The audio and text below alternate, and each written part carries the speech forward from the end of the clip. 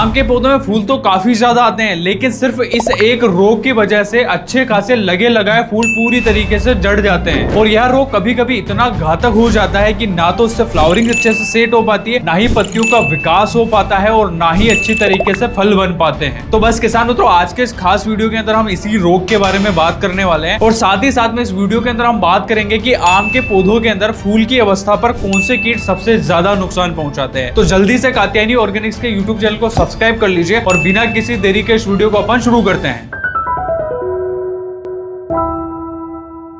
किसान मित्रों, वीडियो को शुरू करते हैं और बात करते हैं आम के पौधों में लगने वाले सबसे घातक रोग के बारे में, जो हर साल आम के पौधों को सबसे ज्यादा नुकसान पहुंचाता है। वही है आम की फसल में लगने वाला मैंगो मेलफॉर्मेशन, जिसे किसान अपनी आम भाषा में आम का गुच्छा रोग भी बोलते हैं। यह एक प्रकार का फफूंद जनित रोग है जो फुजेरियम मोलिफॉर्मी फंगस के कारण होता है। अब किसान मित्रों, आम की फसल के अंदर जो मैंगो मेलफॉर्मेशन की समस्या आती है ना, ये पौधे के सभी हिस्सों को नुकसान पहुंचाती है। चाहे शाखाएं हो, चाहे पत्तियां हो, चाहे फूल हो, ये सभी पर हमला करती है और सभी का जो विकास रहता है ना, उसे पूरी तरीके से अवरुद्ध करती है। और ये जो मैंगो मेलफॉर्मेशन को अगर आपको पहचानना है ना, तो सबसे पहले आपको आम की जो पत्तियां रहती है ना, अगर पत्तियां गुच्छों के रूप में बंधी हुई है, पूरी तरीके से खुल नहीं रही है, विकसित नहीं हो पा रही है, पत्तियों की जो चौड़ाई है वो अच्छे से नहीं बन रही है, और जो नई पत्तियां आती है ना, उनका भी विकास अगर अच्छे से नहीं हो पा रहा है, तो आपको समझ जाना है कि आपके आम के जो पौधे हैं ना, उसके अंदर मेलफॉर्मेशन, और मेलफॉर्मेशन में भी स्पेशली वेजिटेटिव मेलफॉर्मेशन की समस्या देखने को मिल रही है। और सेम इसी प्रकार से आम के जो पौधे रहते हैं ना, उसके अंदर जो फूल निकलता है, और फूल भी आपको जो है वो गुच्छों की तरह बनता हुआ दिखाई दे रहा है, या फिर और फूल के अंदर आपको काले धब्बे जैसे निशान बनते हुए दिखाई दे रहे हैं। फूल जो है वो अच्छे से विकसित नहीं हो पा रहा है, उसके अंदर पोलिनेशन की प्रक्रिया नहीं हो पा रही है। तो ये जो समस्या है ना, ये भी मेलफॉर्मेशन का ही कारण है। और इस प्रकार की जो समस्या होती है, इसे फ्लावर मेलफॉर्मेशन बोला जाता है। तो अभी तक किसानों, तो आपने ये समझ लिया कि मेलफॉर्मेशन जो है वो पौधे के दो हिस्सों पे सबसे ज्यादा लगता है। एक जो पत्ती पे लगता है, जिसे अपन वेजिटेटिव मेलफॉर्मेशन बोलते हैं, दूसरा जो फूल पे लगता है, जिसे अपन फ्लावर मेलफॉर्मेशन बोलते हैं। यानी कि मेलफॉर्मेशन जो है वो दो प्रकार का होता है। अब अपन आगे बढ़ते हैं और बात करते हैं कि आखिर में इसे कंट्रोल कैसे किया जाए। अब इसे कंट्रोल करने के लिए आपको सबसे पहला और सबसे जरूरी काम ये करना है कि जो भी पौधे के अंदर रोग ग्रसित हिस्सा है, उसे आपको काट कर खेत से बाहर कर देना है और पूरी तरीके से जला के नष्ट कर देना है, या फिर जमीन के अंदर दबा देना है, जिससे जो ये फंगस है ना, वो वापस खेत के ऊपर लौट के ना आ पाए। उसके बाद आपको दूसरा काम ये करना है कि आपको एक फंजीसाइड का स्प्रे करना है, क्योंकि क्या है ना किसान मित्रों, ये जो मेलफॉर्मेशन की जो समस्या है ना, ये फफूंद के कारण आती है। तो आपको एक फंजीसाइड तो इसके अंदर स्प्रे के माध्यम से देना ही पड़ेगा। और फंजीसाइड के अंदर आपको कात्यायनी एज़ोज़ोल, जिसके अंदर एजोक्सोस्ट्रोबिन 18.2% प्लस डाइफेंगोनाजोल 11.4% ऐसी फॉर्म में पाया जाता है। इसकी आपको 1 ml की मात्रा को 1 लीटर पानी के अंदर घोलना है और समान मात्रा में पौधों के ऊपर छिड़काव करवा देना है, जिससे जो फंगस जो है ना, ये पौधे के अन्य भाग में फैल नहीं पाएगी और जहां पर है वहीं पर पूरी तरीके से लॉक हो जाएगी। इस फंजीसाइड के स्प्रे करने के बाद में आपको एक बात और जरूर ध्यान रखनी है कि जब भी आम के पौधों के अंदर फूल आते हैं ना, तो फूल आने से 3 महीने पहले आपको कात्यायनी फिक्सिट, जिसके अंदर alpha naphthyl acetic acid 4.5% SL form में पाया जाता है, और इस फिक्सिट की आपको 20 ml की मात्रा को 4.5 लीटर पानी के अंदर घोलना है और पौधों पर समान मात्रा में छिड़काव करवा देना है, जिससे इसका रिजल्ट जो है वो प्रॉपर तरीके से देखने को मिले। अब किसान मित्रों, आप सोच रहे होंगे कि ये मेलफॉर्मेशन की जो समस्या है फफूंद के कारण आती है, तो आप फिक्सिट का स्प्रे क्यों करोगे? क्योंकि फिक्सिट तो एक प्रकार का प्लांट ग्रोथ रेगुलेटर है। तो ये मेलफॉर्मेशन की जो समस्या आती है ना, ये सबसे ज्यादा फ्लावर पे हमला करती है। और फिक्सिट का जब अपन स्प्रे करते हैं ना, तो फिक्सिट क्या करता है ना, पौधे के अंदर फीमेल फ्लावर की जो संख्या रहती है ना, उनको बढ़ाने का काम करता है। तो उससे फीमेल फ्लावर्स की संख्या अगर ज्यादा होगी, तो फ्लावर्स जो रहेंगे वो फ्रूट से ज्यादा कन्वर्ट भी होंगे और फ्रूट की जो संख्या है ना, वो भी आपको ज्यादा देखने को मिलेगी। अब किसान मित्रों, वीडियो में आगे बढ़ते और बात करते हैं दूसरी सबसे बड़ी समस्या के बारे में। वही है शूटी मोल्ड की समस्या। ये शूटी मोल्ड जो रहता है ना, ये एक प्रकार का फफूंद जनित रोग है, जो आम के पौधों पर आपको पत्तियों पर सबसे ज्यादा देखने को मिलता है। मतलब कि पत्तियों को अगर आप छू के देखते हो ना, तो उसके ऊपर काली फंगस जो है वो पनपने लगती है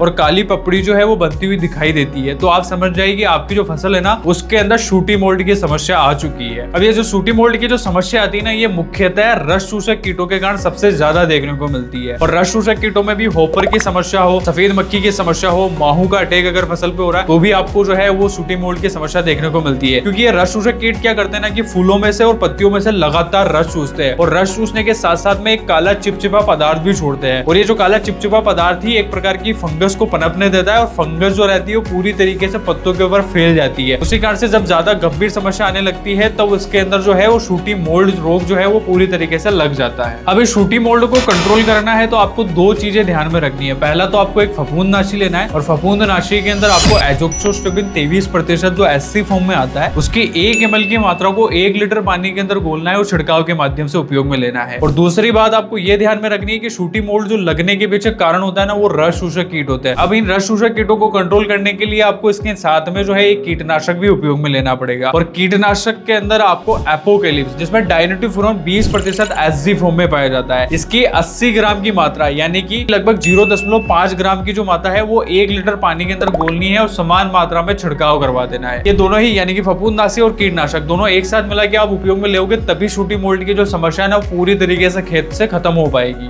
अब किसानों तो वीडियो में आगे बढ़ते हैं और बात करते हैं तीसरी सबसे बड़ी समस्या के बारे में, यानी कि फूल जो है वो अच्छे से सेट नहीं हो पाते, फ्लावर ड्रॉपिंग की समस्या आती है, साथ ही साथ में इंटरनोड की जो दूरी है ना वो भी जो है वो ज्यादा देखने को मिलती है। तो इन्हीं सभी बड़ी समस्याओं को कंट्रोल करने के लिए आपको कात्यायनी फास्ट जिसके अंदर पैक्लोबुटराजोल 23% एससी फॉर्म में पाया जाता है इसको उपयोग में लेना है। इंटरनोड यानी कि जो फूल से फूल के आने की जो दूरी होती है ना उसे इंटरनेट बोला जाता है, तो ये उसकी जो दूरी रहती है ना उसे कम कर देता है और साथ ही साथ में आगे चल के जो फ्लावर ड्रॉपिंग की जो समस्या आती है ना वो भी कंट्रोल होती है और साथ ही साथ में फ्रूट की जो क्वालिटी है ना वो भी अच्छी देखने को मिलती है। मतलब फ्रूट जो रहते हैं वो प्रॉपर तरीके से साइज ले पाते हैं, अंदर का जो गूदा रहता है वो भी ज्यादा देखने को मिलता है और साथ ही साथ में जो फ्रूट पकने का जो समय है ना वो भी जो है उसके अंदर सही समय पे आ पाता है। मतलब हार्वेस्टिंग जो है वो आप सही समय पे कर पाओ। अब किसानों तो फास्ट को उपयोग में लेते समय आपको कुछ सावधानियां बरतनी है। मतलब इसके फास्ट की जो मात्रा रहती है ना पौधे की उम्र के अनुसार उपयोग में ली जाती है। अगर पौधा 7 से 15 साल का है तो आपको फास्ट की 15 ml की मात्रा को 5 से 10 लीटर पानी के अंदर घोलना है और पौधे का जो तना रहता है ना वहां से आपको 30 सेंटीमीटर की दूरी पर मिट्टी को हटा के ड्रेंचिंग के माध्यम से दवाई को उपयोग में लेना है ताकि दवाई जो है वो सीधे पौधे की जड़ों पर जाए और जड़ों से अवशोषित होकर पौधा उसे अच्छे से ग्रहण कर ले। और अगर पौधे का उम्र ज्यादा है मतलब 15 से पकड़ 25 साल के पौधे हैं तो आपको इसकी जो मात्रा है वो लगभग 20 ml प्रति पौधे के हिसाब से रखनी है। और वही आम के पौधे की उम्र 25 साल से ज्यादा की है तो आपको फास्ट की जो मात्रा है वो 25 से 40 ml प्रति पौधे के हिसाब से रखनी है। और ये जो फास्ट है ना आपको आम के पौधों में तब देना है जब आम की हार्वेस्टिंग हो जाती है उसके बाद में उपयोग में लेना है। और ये उपयोग की मात्रा लगभग आप जुलाई से लेकर अक्टूबर जो महीना रहता है इसके बीच में कर सकते हो। इस प्रकार से अगर आप उपयोग में लेते हो तो फास्ट के जो रिजल्ट है ना वो आपको आगे चल के मतलब जब पौधा फ्लावरिंग पे आता है, जब फ्रूट उसके अंदर बन रहे होते हैं ना तब देखने को मिलते हैं। तो किसानों तो यही था कि आम के पौधों से मेलफॉर्मेशन की समस्या को कैसे हटाए, शूटी मोल्ड को कंट्रोल कैसे किया जाए और साथ ही साथ में हमने ये भी समझ लिया कि आम के पौधों के अंदर फ्लावरिंग जो है उसे कैसे बढ़ाया जाए। तो वीडियो में दी गई जानकारी आपको अच्छी लगी तो इसे लाइक करें, चैनल को अभी तक सब्सक्राइब नहीं करा तो जल्दी से सब्सक्राइब कर लीजिए और साथ ही में वीडियो के संबंध में अगर कुछ भी डाउट हो तो कमेंट बॉक्स में जरूर पूछे। धन्यवाद।